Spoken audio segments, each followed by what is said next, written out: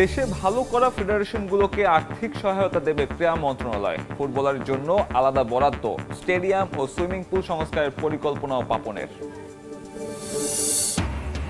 এবং চুক্তির 1 বছর বাকি থাকতেই হঠাৎ চাকরি ছাড়লেন Australian pitch curator Tony Hamming. বিসিবির দূরদর্শিতার অভাবী কারণ, সদুত্তর নেই বোর্ডের।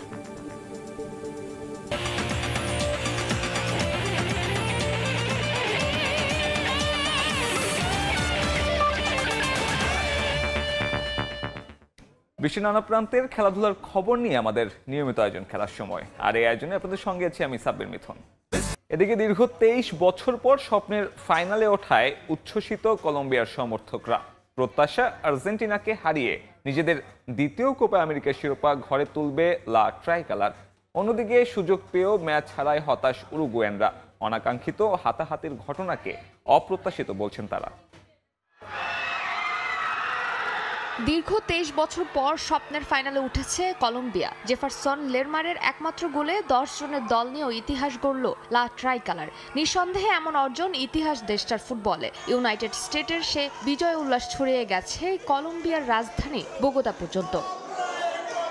গেল কোপা আসরে এই সেমিফাইনালের মঞ্চ থেকেই বিদায় নিয়েছিল হামেস লুইসরা। তবে এবার সেমিফাইনালের মঞ্চে 15 বারের চ্যাম্পিয়ন উরুগুয়েকে হারিয়ে বাঁধ ভাঙা আনন্দে ভাসছেন কলম্বিয়ানরা।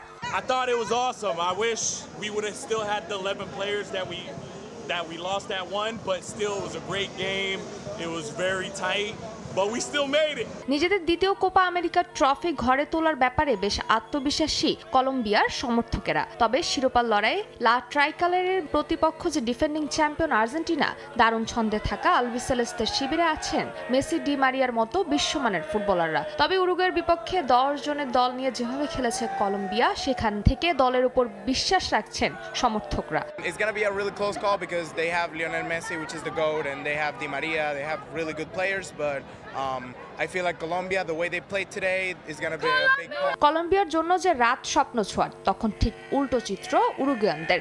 এমন হার কিছুতেই মেনে নিতে পারছেন না কোপার সর্বোচ্চ শিরোপাধারীরা। পাশাপাশি ম্যাচ শেষে যে হাতাহাতির ঘটনা ঘটেছে, সেটাও দাগ কেটে আছে সমর্থকদের মনে। I don't know. I think the game changed a couple of times, right? In the first half, we had a few good chances. Both just didn't want to go in. I don't know. You know, one of those games, it was not for us, I guess. They played really well. আরাধ্যর শিরোপা ঘরে তুলতে হলে Argentine mastermind নেস্তর Lorenzo নিয়েই আর্জেন্টিনাকে হারাতে হবে কলম্বিয়ার। অন্যদিকে উরুগুয়েকে টপকে রেকর্ড 16তম শিরোপার লক্ষ্যে বদ্ধপরিকর লিওনেল স্ক্যালোনির শিবিরও। সব মিলিয়ে কোপার ফাইনাল যে উত্তেজনা ছড়াতে যাচ্ছে, সে কথা বলাই বাহুল্য। ফারজানা জাহান প্রিয়া, সময় সংবাদ। নেদারল্যান্ডসকে হারিয়ে ইউরোর ফাইনালে ওঠায় উচ্ছ্বসিত ইংলিশ সমর্থকরা। স্পেনকে হারিয়ে ইউরোর প্রথম শিরোপা ঘরে তুলবে ইংল্যান্ড, এমনটাই প্রত্যাশা। অন্যদিকে এগিয়ে গিয়েও ম্যাচ হারায় হতাশ ডাচ সমর্থক। ইংলিশদের পাওয়া পেনাল্টি নিয়েও ক্ষোভ প্রকাশ করেছেন অনেকে। ইউরোতে আরও একটি প্রত্যাবর্তনের গল্প রচনা করল ইংল্যান্ড। সুপার সাব অলি ওয়াটকিনসনের 90 মিনিটের গোলে ডাচদের হারিয়ে বার্লিনের টিকিট কাটল থ্রি লায়ন্স। লন্ডনের টেমস নদীর পাড় থেকে ইংলিশদের বিজয় উল্লাস ছড়িয়ে গেছে জার্মানির ডর্টমুন্ড পর্যন্ত। গত ইউরোতে স্বপ্ন ভাঙলেও জুড বেলিংহাম, হ্যারি কেনদের ঘিরে আবারও স্বপ্ন বোনা শুরু করে দিয়েছে ইংলিশরা। তাদের বিশ্বাস, সাকা, রাইস, ফোডেনদের হাত ধরে ইউরোর প্রথম শিরোপা ঘরে তুলবে ইংল্যান্ড। আজকের ম্যাচ দুর্দান্ত ছিল। ম্যাচের পরিবেশ আমাদের পক্ষে ছিল। সাউথগেটের ফরমেশন দারুণ কাজে দিয়েছে। আমরা শতভাগ আশাবাদী। এমন একটা ম্যাচের পর তো বলতেই পারি ইটস কামিং হোম। আমাদের শুরুটা ভালো হয়নি, কিন্তু ম্যাচ করানোর সঙ্গে সঙ্গে আমরা ভালো খেলেছি। আর শেষ মুহূর্তে ওলির গোলটা তো দারুণ ছিল। আমি তাকে ভালোবেসে ফেলেছি। আমার বিশ্বাস রবিবারে আমরাই জিতব। আমার মনে হচ্ছে আমি চাঁদের উপর আছি। এটা স্বপ্ন নয় তো আর কি। ছেলেরা দুর্দান্ত খেলেছে। রোববারের জন্য আমার তর সইছে না। রোববার আমাদেরই জয় হবে। Come on boys. ফুটবলে ইংলিশ ভক্তদের উগ্রতা সবারই জানা। ম্যাচ শেষে ডর্টমুন্ডের ইদুনা পার্কের সামনে ডাচ সমর্থকদের সঙ্গে বিবাদে জড়ায় বেশ কিছু ইংলিশ সমর্থক, যদিও পুলিশ এসে পরিস্থিতি নিয়ন্ত্রণ করে। ইংলিশরা যখন উৎসবে মাতোয়ারা তখন বিষাদের নীলে ডুবছে ডাচরা। খেলার শুরুটা যেমনটা হয়েছিল ম্যাচ শেষে তেমনটা থাকলে ডটমুন্ডে হতে পারত কমলা উৎসব। তবে অরেঞ্জ আর্মিদের সেই উৎসব বিবর্ণ হয়ে গেছে পরাজয়ে। এমন হার মেনে নিতে পারছে না ডাচ সমর্থকরা। ম্যাচে পেনাল্টি নিয়েও আক্ষেপ প্রকাশ করেন অনেকে। শেষ মুহূর্তে এসে হারাটা খুবই হতাশাজনক। আমি বিশ্বাস করি এটা পেনাল্টি ছিল না, কিন্তু দিন শেষে দু দলের জন্য ভালো একটা ম্যাচ হয়েছে। এমন হারে আমি খুব হতাশ, এমনটা আশা করিনি, কিন্তু আমরা আরো শক্তিশালী হয়ে ফিরে আসবো। ইংলিশদের দীর্ঘদিনের আক্ষেপ গোছাতে হলে ফাইনালে উঠতে থাকা স্পেনকে হারাতে হবে বেলিংহ্যামদের। ফাহিম ইসলাম, সময় সংবাদ।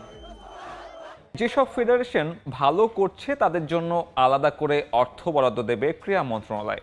দেশের বিভিন্ন অঞ্চলে স্টেডিয়াম এবং সুইমিং পুল সংস্কারের জন্য 2 খাতে অর্থ বরাদ্দ দেয়া হচ্ছে বলেও জানিয়েছেন যুব ক্রীড়ামন্ত্রী নাজমুল হাসান পাপন।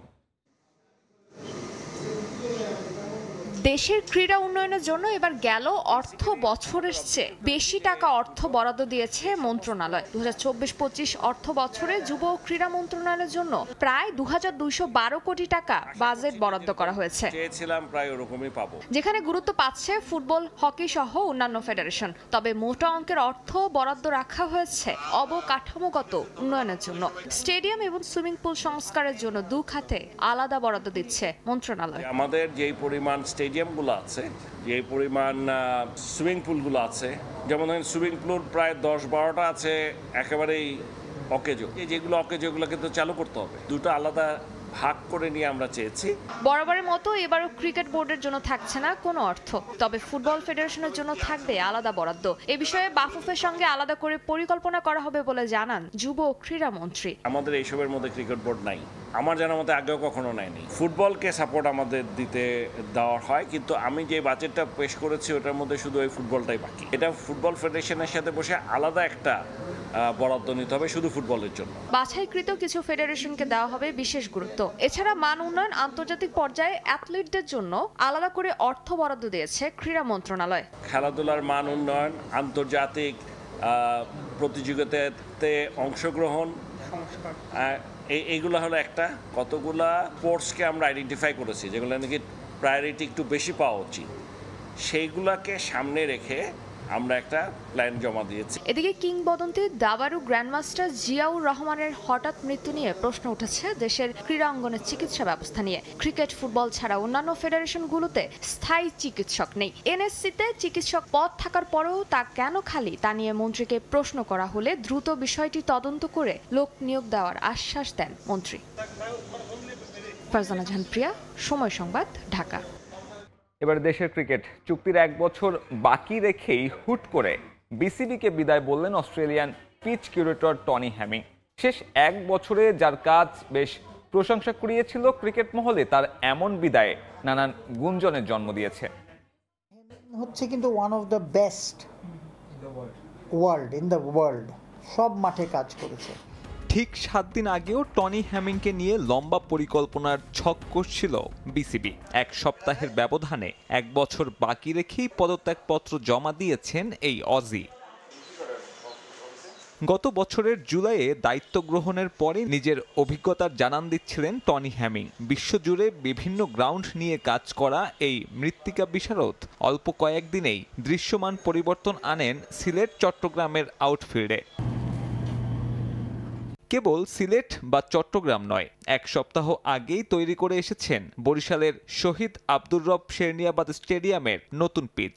গ্রাউন্ডসের উন্নতিতে কিছু উন্নত যন্ত্রপাতি কেনার পরামর্শের পাশাপাশি মৃত্তিকা বিজ্ঞানে অভিজ্ঞ তরুণদের কিউরেটর হিসেবে গড়ে তোলার প্রচেষ্টাও শুরু করেছিলেন। এখানেও আমরা চাচ্ছি যে ভালো ছেলে পেলে যারা have studied with in soil science and others, এরকম ছেলে পেলে আসলেই কিন্তু if you train them they can be very good. তবে নিজের সুদূর প্রসারী পরিকল্পনার বাস্তবায়ন তো দূরে থাক, হুট করেই হেমিং বিদায় বললেন টাইগার ক্রিকেটকে। আর তার এমন পদত্যাগে নানান গুঞ্জনের জন্ম হয়েছে ক্রিকেট পাড়ায়। এক সূত্রের দাবি, বোর্ড পরিচালকের সঙ্গে মতবিরোধে সরে দাঁড়িয়েছেন এই অভিজ্ঞ কিউরেটর। এটা যদি স্রেফ গুঞ্জনও হয়, তবুও দায় এড়ানোর সুযোগ নেই দেশের ক্রিকেট নিয়ন্ত্রক সংস্থার। প্রাথমিকভাবে 2023 সালে পূর্বাচল স্টেডিয়াম পুরোপুরি প্রস্তুতের কথা থাকলেও 24-এ এসে সেই স্টেডিয়াম তো দূরে থাক, বরং 700 কোটি টাকার ব্যয় বেড়ে দাঁড়িয়েছে 2,500 কোটি টাকায়। আর বিসিবির এই মেগা প্রজেক্টের জন্য যে কিউরেটরকে আনা হয়েছিল, সেই হেমিংয়ের বিদায় ঘণ্টা বাজলো ভেন্যুর মুখ না দেখেই। যদিও হেমিং যে চুক্তির আগেই সরে দাঁড়াবেন, এটা হয়তো প্রত্যাশিতই ছিল বিসিবির কাছে। আনুষ্ঠানিক বিবৃতি বুধবার দিলেও এই পিচ কিউরেটরকে নিয়োগের ব্যাপারে মাস দুয়েক আগে থেকেই আত্মবিশ্বাসী পাকিস্তান। বিসিবি হেমিংয়ের পরবর্তী গন্তব্য উল্লেখ না করলেও আনুষ্ঠানিক বিবৃতিতে জানিয়েছে শুভকামনা। টনি হেমিং বিসিবির জন্য অমূল্য সম্পদ ছিলেন। তার বিস্তৃত জ্ঞান এবং অভিজ্ঞতা দিয়ে আমাদের ক্রিকেটের অবকাঠামোগত উন্নতি করতে সহায়তা করেছেন। তার পরিশ্রমী মনোভাব এবং নিবেদন বাংলাদেশের মাঠ প্রস্তুতির মান উন্নত করেছে, সেখানে একটি স্থায়ী প্রভাব ফেলেছে। গ্রাউন্ডস নিয়ে বিশ্বজুড়ে বেশ নন্দিত টনি হেমিং। 1 বছরে টাইগার ক্রিকেটে তার প্রভাবও বেশ দৃশ্যমান। তবে বরাবরের মতোই গুণী মানুষদের ধরে রাখতে ব্যর্থ দেশের ক্রিকেট নীতি নির্ধারকরা। অতীত ঘাটলেই যার অজস্র উদাহরণ সামনে আসবে। সাব্বির মিথুন, সময় সংবাদ। টনি ক্রুসের পর এবার জার্মানির জাতীয় দল থেকে অবসর নিয়েছেন থমাস মুলার। অফিসিয়াল কোনো ঘোষণা না এলেও মুলারের অবসরের বিষয়টি নিশ্চিত করেছে জার্মান পত্রিকা বিল্ড। কোয়ার্টার ফাইনাল স্পেনের কাছে হেরে ইউরো থেকে বিদায় নেয় 4 বারের বিশ্ব চ্যাম্পিয়নরা। এরপরই জাতীয় দল থেকে সরে দাঁড়ানোর ইঙ্গিত দিয়েছিলেন বিশ্বকাপ জয়ী এই ফুটবলার।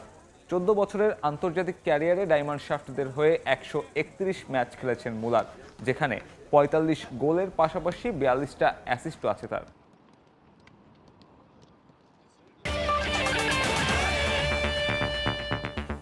এই ছিল খেলার সময় এখনকার আয়োজন। দুপুরের সময় সঙ্গে থাকবেন আফরোজা মৌটুসি। ধন্যবাদ মিথুন। দুপুরের সময় নিয়ে ফিরছি কিছুক্ষণ পর, সঙ্গেই থাকুন সময়ের।